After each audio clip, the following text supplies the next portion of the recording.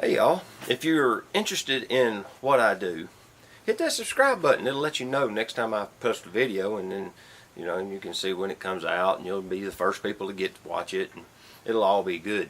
If you like the video, hit that thumbs up. If you didn't like it, well, hit the thumbs up anyway. But anyhow, premise of today's video is why I shoot raw over JPEG, and I also get into working on my tractor a little bit and give you basically the tour of the tractor.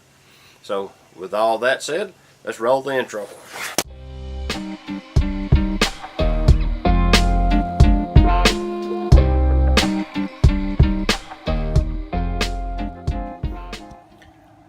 Well, today we get to put a fuel filter on the tractor.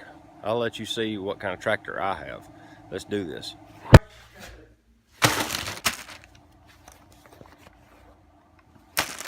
We're going to work on the tractor a little bit. It needs a new fuel filter.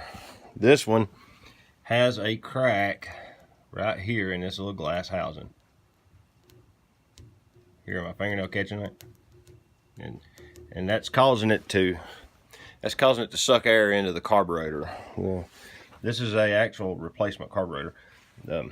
This is a 1950 Farmall Cub. Right here's the fuel cutoff, so we're going to turn off the fuel to the tractor so that we don't make a giant mess everywhere when we take this filter off.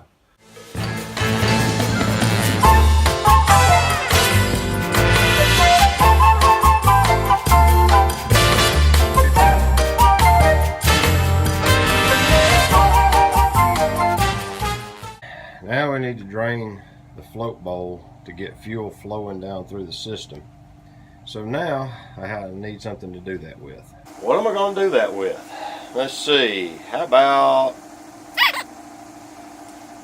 yeah, that ought to do it.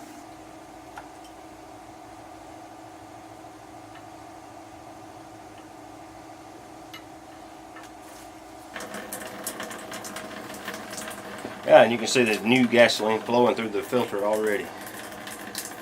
This will purge all the old fuel out of the float bowl and get fresh gasoline into the carburetor, which will make it easier to crank. Let's cut that off. It'll refill the float now with fresh gasoline.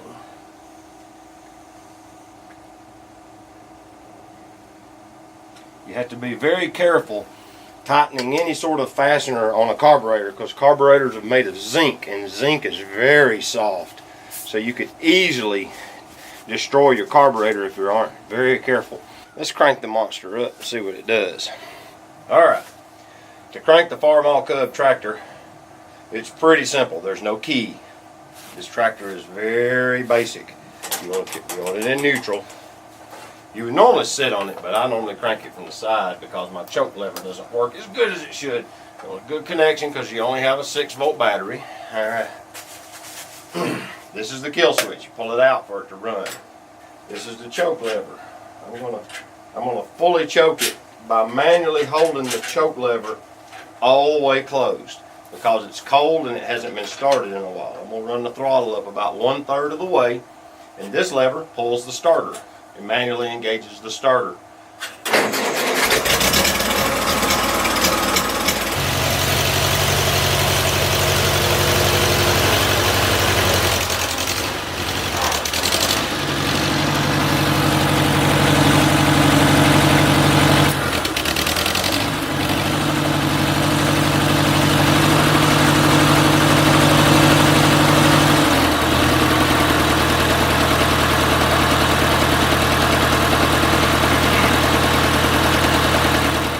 Told you I had another way to crank the tractor.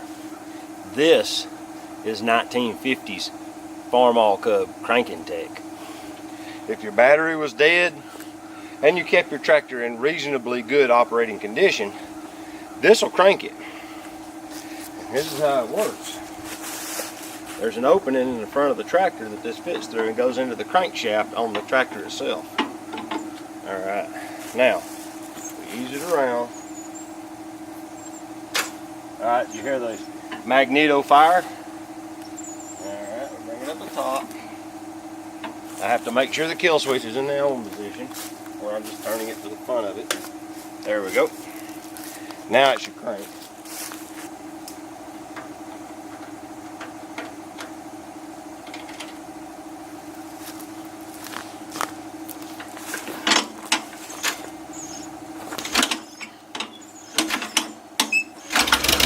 There we go. Lit her right on. With the help of a pocket knife on the choke. Alright. And that's how you crank it with the hand crank.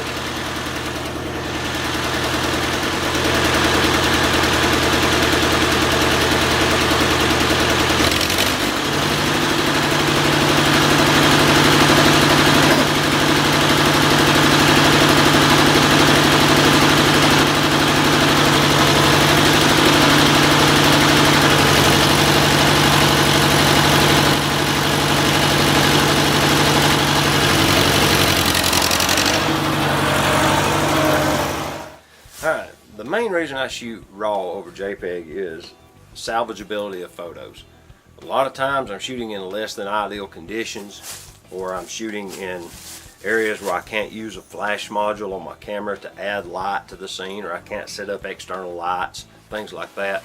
So what that allows me to do is bring the image home and add that light post.